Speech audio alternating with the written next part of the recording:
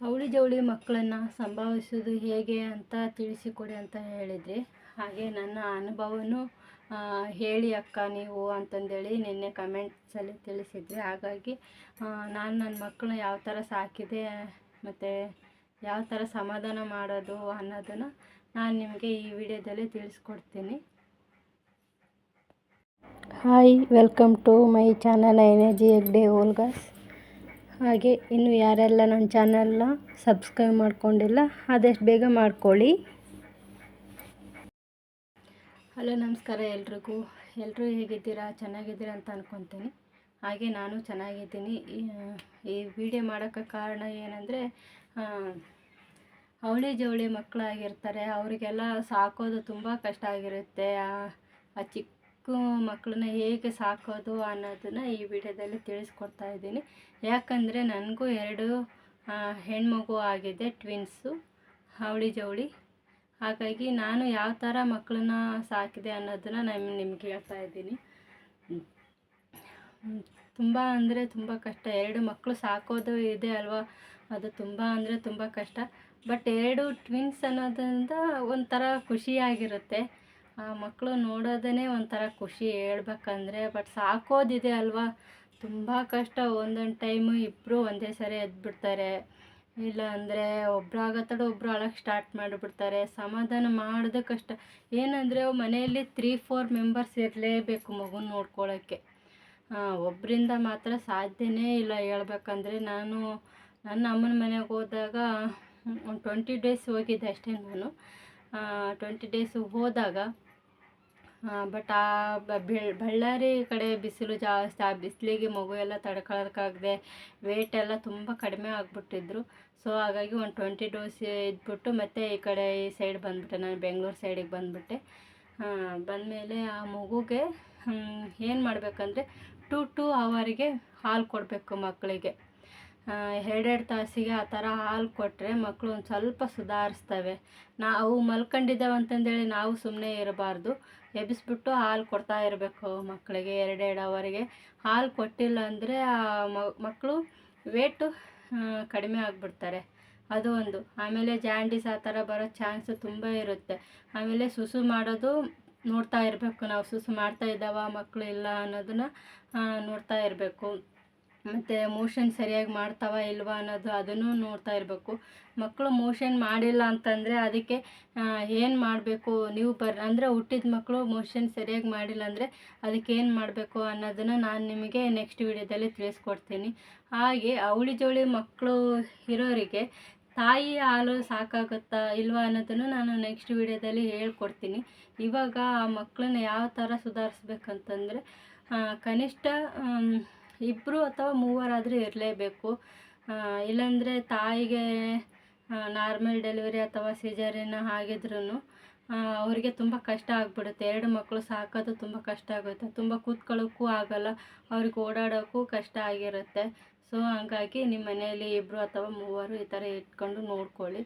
ನನ್ನ ಅಮ್ಮ ನನಗೆ ಒಂದು 3 ಮಂತ್ಸ್ವರೆಗೂ ಇದ್ದರು. 3 ಮಂತ್ ಆದಮೇಲೆ ಒಂದು ವಾರಕ್ಕೆ ಅವರು ಊರಿಗೆ ಹೊರಟೋದ್ರು. ಆಗಿಂದ ನಾನು ಒಬ್ಬಳೇ ನೋಡ್ಕೊತಾ ಇದ್ದೀನಿ, ನಾನು ಮತ್ತು ನಮ್ಮ ಯಜಮಾನ್ರು. ಬೆಳಗ್ಗೆ 8:30 ಹೋದರೆ ಅವರು 8:30 9 ಗಂಟೆಗೆ ಹೋಗ್ತಾರೆ ಬೆಳಗ್ಗೆ. ಬಟ್ ಬರೋದು 8:30ಗೆ, ಮಧ್ಯಾಹ್ನ ಒಂದು ಟೈಮ್ ಬರ್ತಾರೆ. ಅವಾಗೆಲ್ಲ ನಾನೇ ನೋಡ್ಕೋಬೇಕು, ಮನೆ ಕೆಲಸ ಎಲ್ಲ ಮಾಡಿಕೊಂಡು 2 ಮಕ್ಕಳನ್ನು ನಾನೇ ಸಾಕ್ತಾಯಿದ್ದೀನಿ.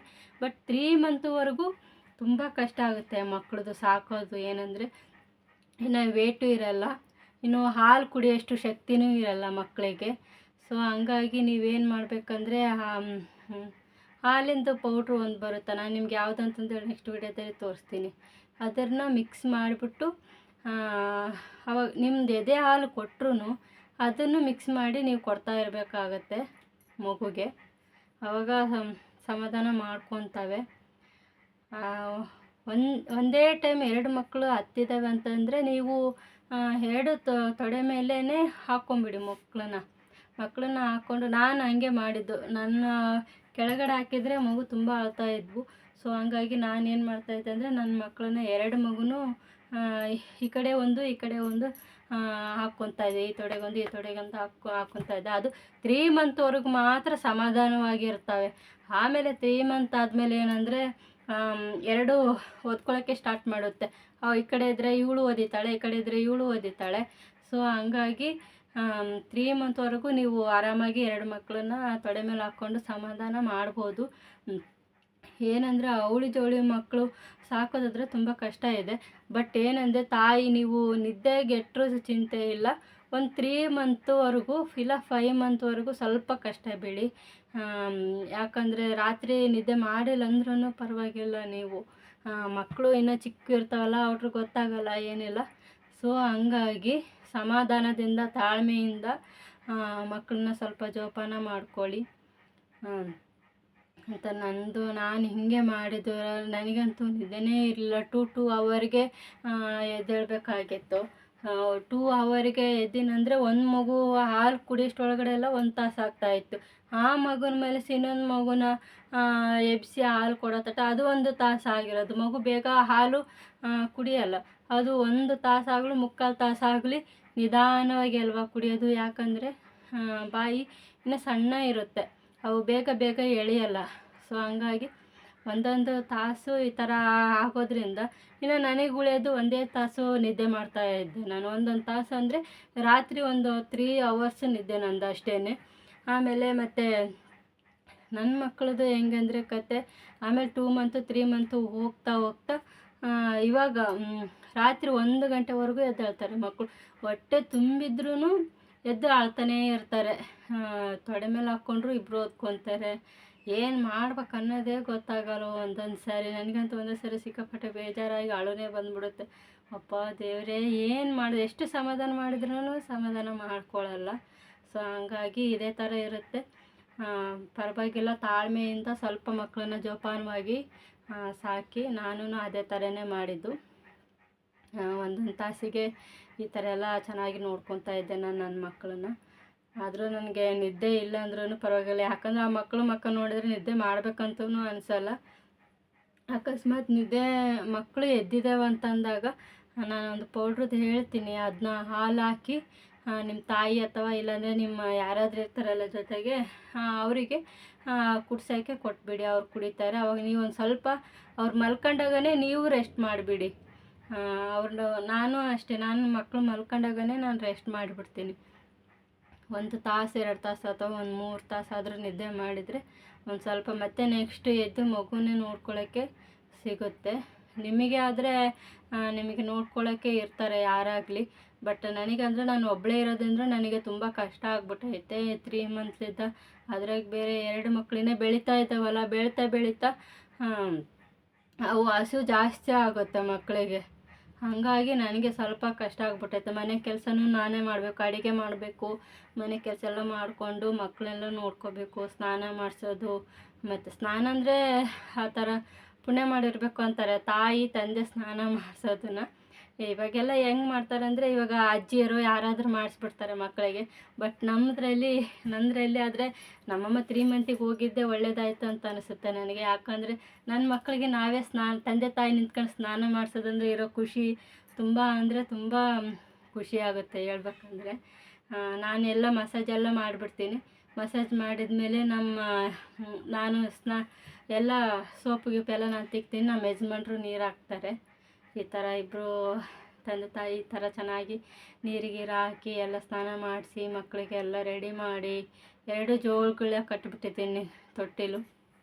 ಇಬ್ಬರು ಬಿಸಿ ನೀರು ಸ್ನಾನ ಮಾಡೋ ತಡ ಮಲ್ಕೊಂಡ್ಬಿಡ್ತಾರೆ.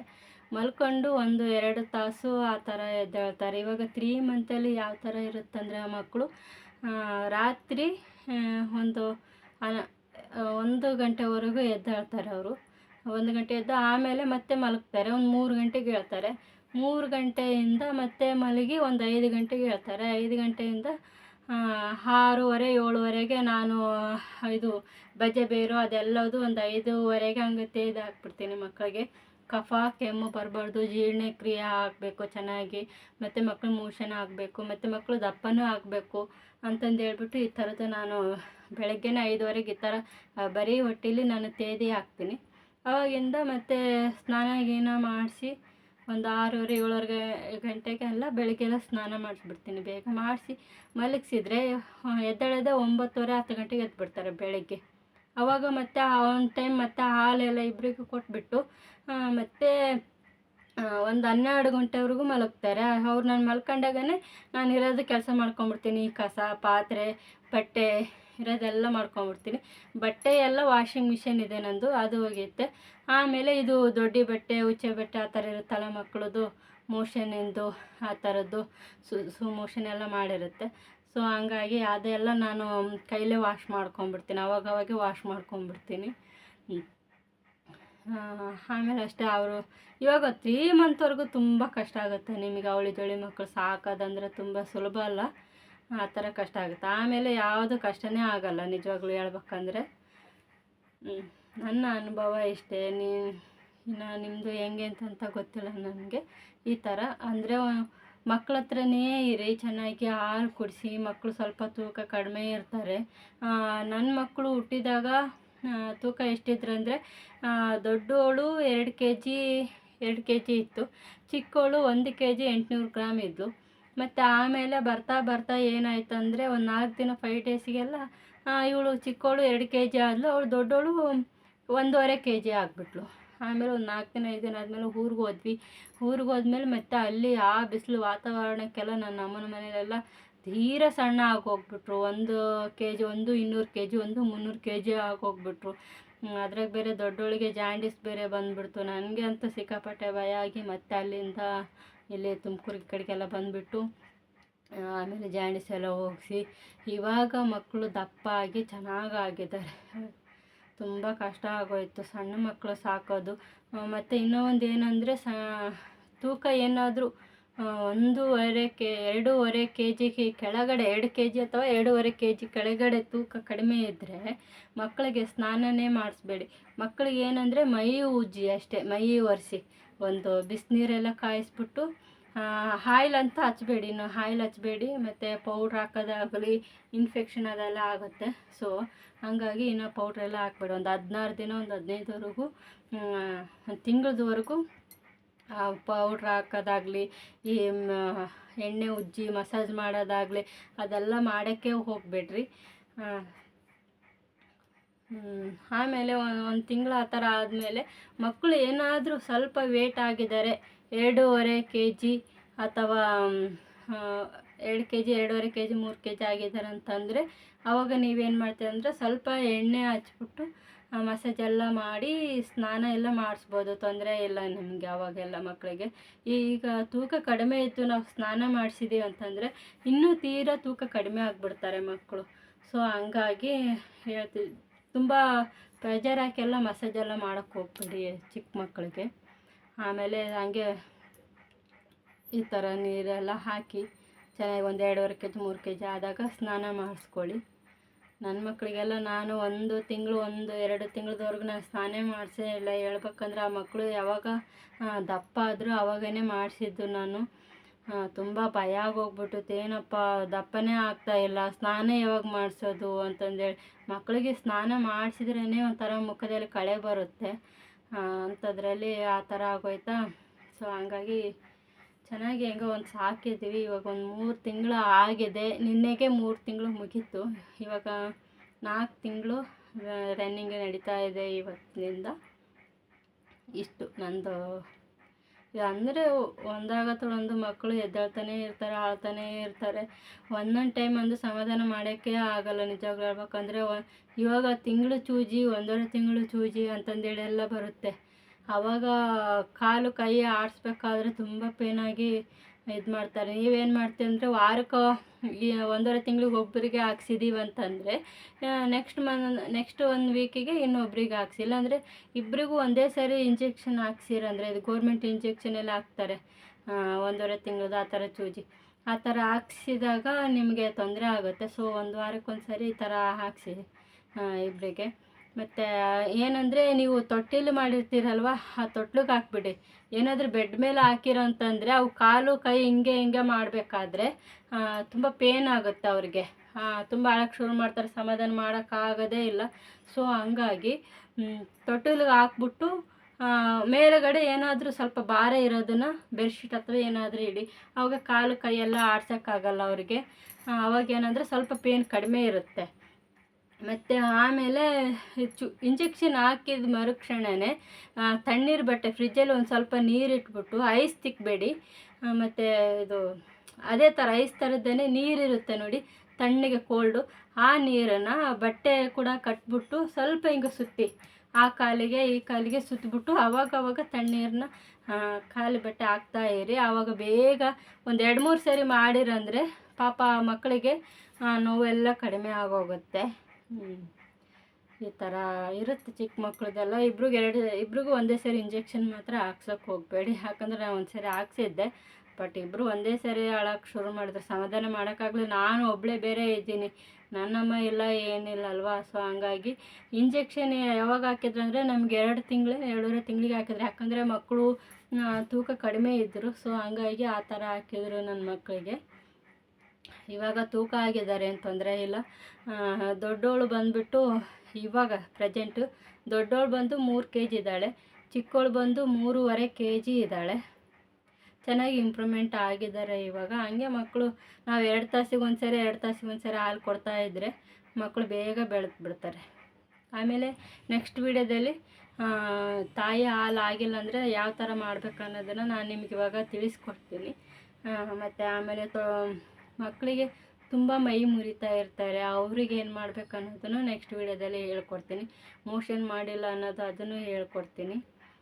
ಇವಾಗ ಈ ಸದ್ಯಕ್ಕೆ ಇಷ್ಟು ಮಕ್ಕಳನ್ನ ಸಾಕಿದ್ದು ನನ್ನ ಅನುಭವನ ನಾನು ತಿಳಿಸಿದ್ದೀನಿ ನಿಮಗೆ. ನೋಡಿ 2-3 ಮೆಂಬರ್ಸ್ ಅಂತ ಇರಲೇಬೇಕು ಅವಳಿದಳಿ ಮಕ್ಕಳನ್ನ ನೋಡ್ಕೊಳ್ಳೋದು. ಮಕ್ಕಳು ಮಲಗಿದಾಗೆ ತಾಯಿ ಮಲ್ಕೊಳ್ಳಿ ಅಷ್ಟೇ. ನೀವು ನಿದ್ದೆ ಮಾಡಿಲ್ಲ ಅಂದ್ರೂ ಪರವಾಗಿಲ್ಲ, 2 ತಾಸಿಗೆ ಆ ಥರ ಎಬ್ಬಿಸ್ಬಿಟ್ಟು ಹಾಲು ಕೊಡಿ. ಚೆನ್ನಾಗಿ ದಿನಕ್ಕೆ ಒಂದು 10 ಟೈಮ್ ಅಥವಾ 15 ಟೈಮ್ ಆದರೂ ಮಕ್ಕಳು ಸುಸು ಮಾಡಲೇಬೇಕು. ಸುಸು ಮಾಡೋದ್ರಿಂದನೇ ಮಕ್ಕಳು ಆರೋಗ್ಯವಾಗಿದ್ದಾರೆ ಅಂತ ಅರ್ಥ. ಮೋಷನ್ನು ದಿನಕ್ಕೆ 1 ಸರಿ ಅಥವಾ ಇಲ್ಲ 2 ದಿನಕ್ಕೆ 1 ಸರಿ ಮಾಡಿದ್ರು ತೊಂದರೆ ಇಲ್ಲ. 10 ಡೇಸ್ವರೆಗೂ ಇರುತ್ತೆ. 10 ಡೇಸ್ ಒಳಗಡೆ ಮಾಡಿದ್ರು ಓಕೆ. 10 ಡೇಸ್ ಮೇಲೆ ಮಾಡಿಲ್ಲ ಅಂದರೆ ಒಂದು ಸರಿ ಹಾಸ್ಪಿಟ್ಲಿಗೆ ಹೋಗಿ ಬನ್ನಿ, ತೋರಿಸಿ ಮೋಷನ್ ಮಾಡಿಲ್ಲ ಅಂತಂದರೆ. ಈ ಥರ ಅಷ್ಟೇ. Thanks for watching. ಇನ್ನು ನನ್ನ ಚಾನಲ್ ಯಾರೆಲ್ಲ ಸಬ್ಸ್ಕ್ರೈಬ್ ಮಾಡ್ಕೊಂಡಿಲ್ಲ ಆದಷ್ಟು ಬೇಗ ನನ್ನ ಚಾನಲ್ ಸಬ್ಸ್ಕ್ರೈಬ್ ಮಾಡ್ಕೊಳ್ಳಿ ಅಂತ ಹೇಳೋಕ್ಕೆ ಇಷ್ಟಪಡ್ತೀನಿ. ಧನ್ಯವಾದಗಳು ಎಲ್ಲರಿಗೆ. ಯಾವಾಗಲೂ ಹೀಗೆ ಸಪೋರ್ಟ್ ಮಾಡ್ತಾ ಇರಿ. ನನಗಂತೂ ತುಂಬ ಖುಷಿ ಆಗುತ್ತೆ. ನಾನು ಯೂಟ್ಯೂಬ್ ಚಾನಲ್ ಸ್ಟಾರ್ಟ್ ಮಾಡಿ ತುಂಬ ದಿನಗಳು ಆಗೋಯ್ತು, ತುಂಬ ತಿಂಗಳುಗಳು ಆಗೋಯಿತು. ಬಟ್ ಇದು ಎಲ್ಲ ಪ್ರೆಗ್ನೆಂಟ್ ಆಗೋದ್ರಿಂದ ವೀಡಿಯೋಗಳು ಮಾಡೋಕ್ಕೆ